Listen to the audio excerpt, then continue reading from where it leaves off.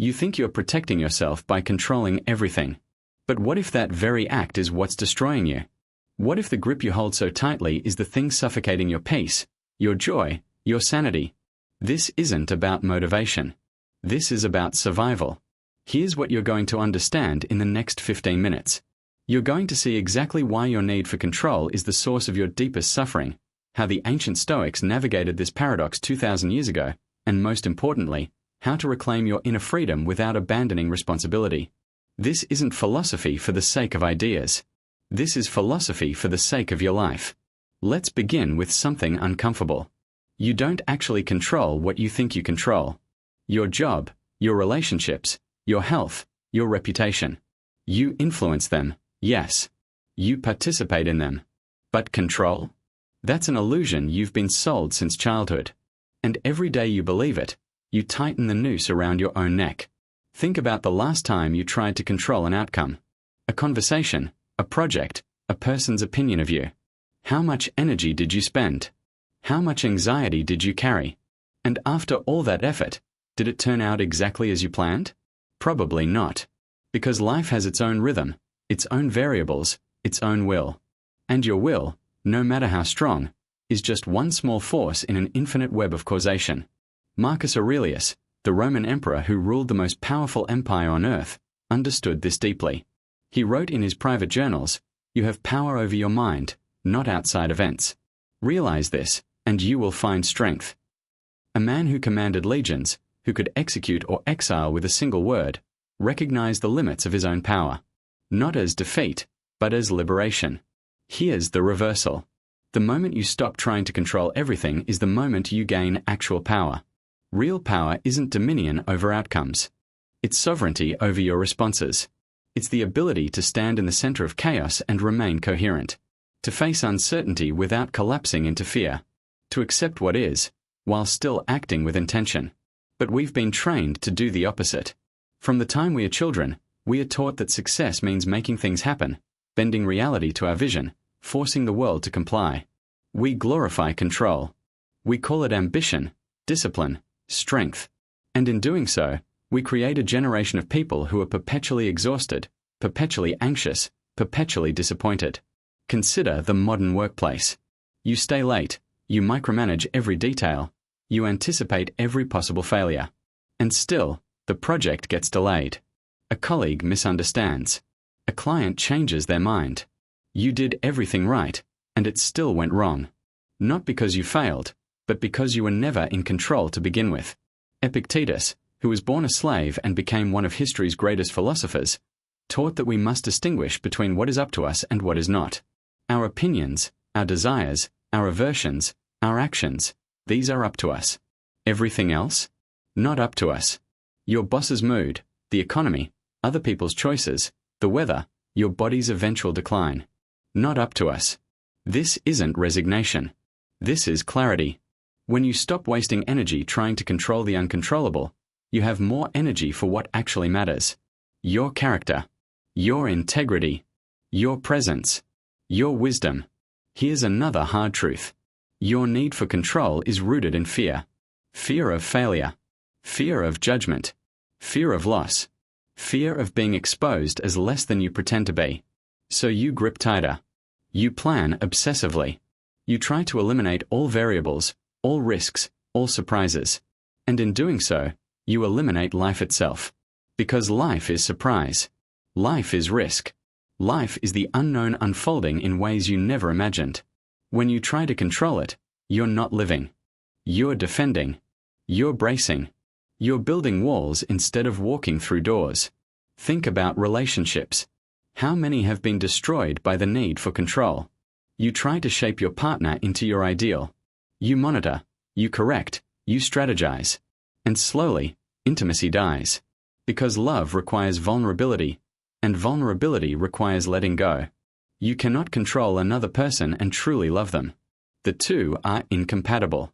Seneca wrote to his friend Lucilius, "We suffer more in imagination than in reality." Most of your suffering isn't happening now. It's happening in your projections, your catastrophic forecasts, your endless attempts to predict and prevent. You're living 3 months ahead, solving problems that don't exist yet, bracing for disasters that may never come. And here's the paradox.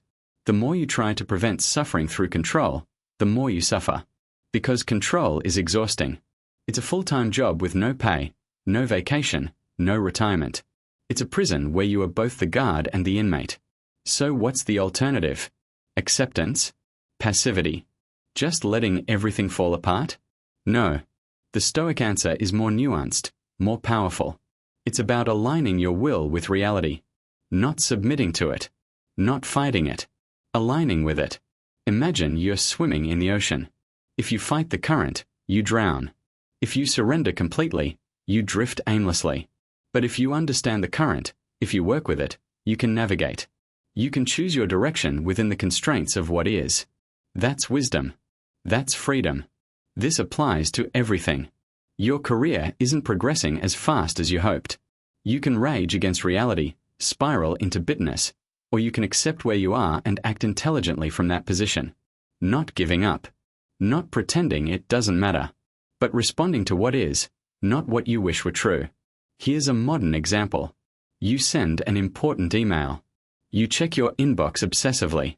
You imagine every possible response. You stress over the delay. You wonder if you said something wrong. All of this is you trying to control something that already happened. The email is sent. The outcome is in motion. Your anxiety changes nothing except your own peace of mind. The Stoic approach? You send the email with care. You do your best. Then you let it go. Not because you don't care about the outcome, but because worrying about it is useless.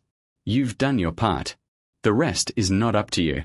This is where most people misunderstand Stoicism. They think it's about not caring, about emotional detachment, about becoming cold.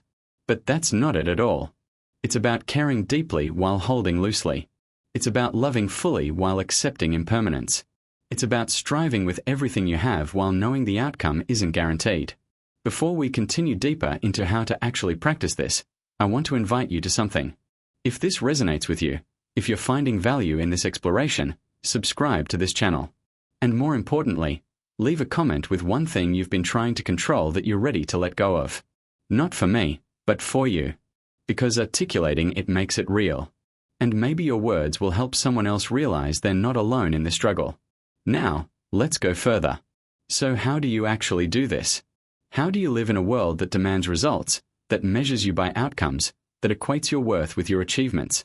How do you let go of control without becoming passive, without abandoning your goals, without losing your edge?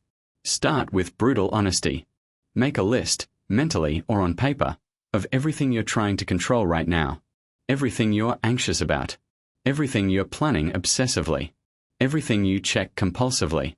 Now, for each item, ask yourself, is this actually within my control? Most of what's on that list isn't. You're trying to control how people perceive you. Not up to you. You're trying to control whether you get the promotion. Not entirely up to you. You're trying to control your body's aging. Not up to you. You're trying to control whether your children make the right choices. Not up to you. This exercise isn't meant to depress you. It's meant to free you. Because once you see clearly what's not in your control, you can stop wasting energy on it. And that energy, that precious life force, can be redirected toward what actually is in your control. Your effort. Your honesty. Your kindness. Your courage. Your attention. Your words. Your discipline. Your growth. These are yours. These are your domain. This is where you have actual power. Marcus Aurelius faced this daily. Plagues, wars, betrayals, political intrigue. He couldn't control any of it. But he could control how he showed up. He could control his judgments, his reactions, his values. And that's what made him not just a good emperor, but a good human being. Here's the shift. When you stop trying to control outcomes, you become more effective, not less. Because you're no longer paralyzed by anxiety. You're no longer second-guessing every decision. You're no longer waiting for the perfect moment. You act, you do your best, you let go. And paradoxically, that clarity and decisiveness often leads to better results than all your controlling ever did. Think about performance under pressure. Athletes, artists, surgeons. The best ones aren't thinking about the outcome when they're in the moment. They're fully present, fully engaged in the process. They've trained, they've prepared, and now they trust. They let their skill flow without the interference of ego, without the grip of fear. That's what letting go of control looks like in practice. It's not carelessness. It's trust. Trust in your preparation. Trust in your ability to handle whatever comes. Trust in life itself to provide the lessons you need, even if they're not the outcomes you wanted. But let's be honest about something else. Letting go is terrifying. Because control feels safe. It feels like you're doing something. Even if that something is just worrying, it feels better than acceptance because acceptance feels like giving up. But here's what you're actually giving up. You're giving up the pretense. You're giving up the exhausting performance of omnipotence. You're giving up the illusion that if you just think hard enough, plan well enough, worry intensely enough, you can bend reality to your will. And what do you gain? Peace. Not the peace of having everything go your way. The peace of being okay either way. The peace of knowing that your worth isn't dependent on outcomes. The peace of meeting life as it is, not as you demand it to be. Epictetus used the metaphor of an actor in a play. You don't choose your role. You don't write the script. But you can choose to play your part with excellence. If you're given the role of a beggar, be the best beggar. If you're given the role of a king, be the best king. Your job isn't to control the story. It's to show up fully for the part you've been given. In your life, this means doing your absolute best with what you have, where you are, with the hand you've been dealt. Not comparing your hand to others. Not wishing for different cards. Playing what's in front of you with skill, with grace, with courage. Here's a practical example. You're facing a difficult conversation. You want to control how the other person responds. You script it in your head. You anticipate their reactions. You plan your counters. And then the conversation happens, and none of it goes as planned. They say something you didn't expect. They react emotionally. The whole thing derails. The controlling approach collapses here. But the Stoic approach? You prepare your side. You clarify your values, your boundaries, your intentions. You speak honestly. And then you listen. You respond to what actually happens, not what you predicted. You stay present. You accept that their response is not yours to control. You can only control your honesty, your respect, your openness. And often, when you stop trying to control the conversation, when you stop manipulating toward your desired outcome, something real happens. Something human. Maybe it's resolution. Maybe it's deeper understanding. Maybe it's just clarity about where you actually stand. But it's real, and that's more valuable than any controlled outcome. Seneca reminds us that we are like dogs tied to a moving cart. We can run alongside willingly, or we can be dragged. Either way, the cart is moving. Fate, circumstance, the fundamental conditions of existence, these are the cart. Your choice is only in how you relate to the movement. This doesn't mean you don't have agency. You absolutely do. But your agency is in your response, not in determining what happens. You can't control whether you get sick, but you can control how you face illness. You can't control whether you're betrayed, but you can control whether that betrayal makes you bitter or wise. Here's another uncomfortable truth. Much of what you're trying to control is actually an attempt to control how you feel. You don't want the promotion for the title. You want the promotion because you think it will make you feel successful, validated, secure.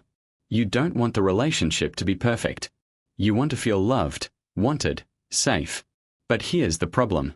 You're trying to control your feelings indirectly, by controlling external conditions. And it doesn't work. Because feelings arise from within, from your interpretations, your beliefs, your stories. You could have everything you think you want and still feel empty.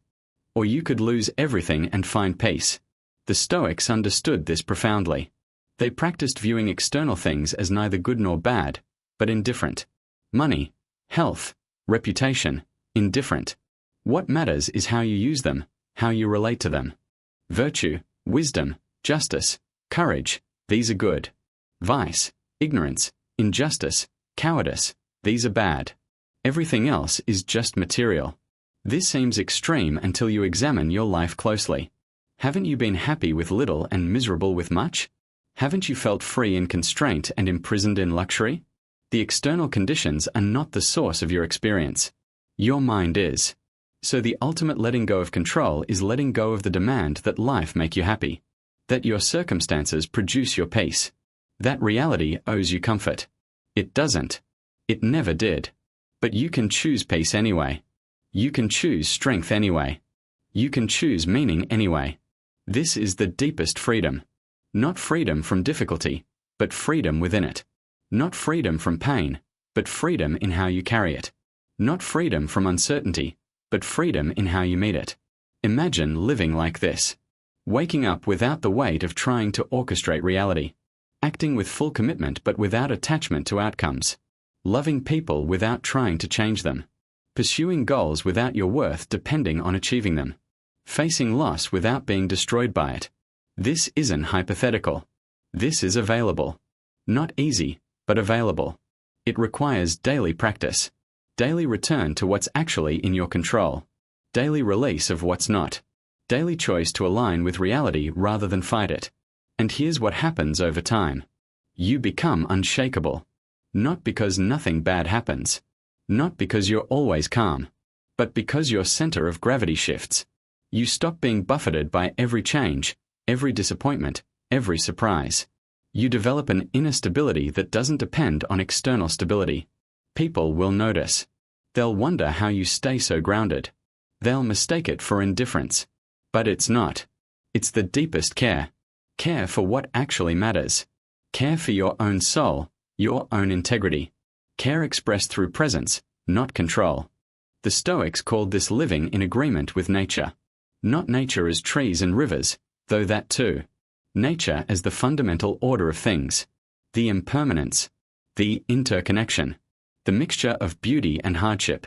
The fact that loss is inevitable, that change is constant, that death is certain. When you accept this, not just intellectually but in your bones, something releases. The desperate grip loosens. You can finally breathe. You can finally be here, now, as you are, where you are. And from that place, you can act with clarity, with power, with love. So the question isn't whether you'll suffer. You will. The question is whether you'll suffer resisting reality or suffer transforming through it. Whether your pain will be the pain of clinging or the pain of growth. You've been trying to control everything because you're afraid. Afraid of failure, of judgment, of loss, of death, of your own inadequacy. And that fear has been running your life, masquerading as ambition, as care, as responsibility. But you are more than your fear. You are more than your need for certainty. You are the awareness that witnesses both calm and chaos. You are the presence that remains when everything else changes.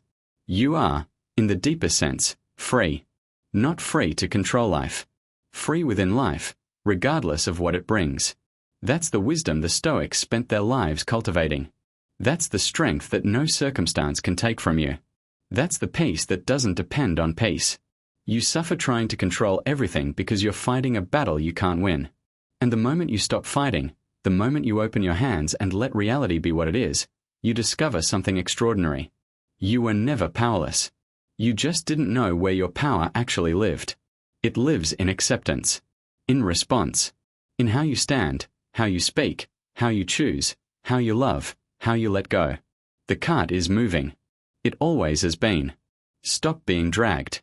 Run alongside it, conscious and free, and discover that the journey was never about controlling the destination. It was about becoming someone who could walk through fire and not forget their own name.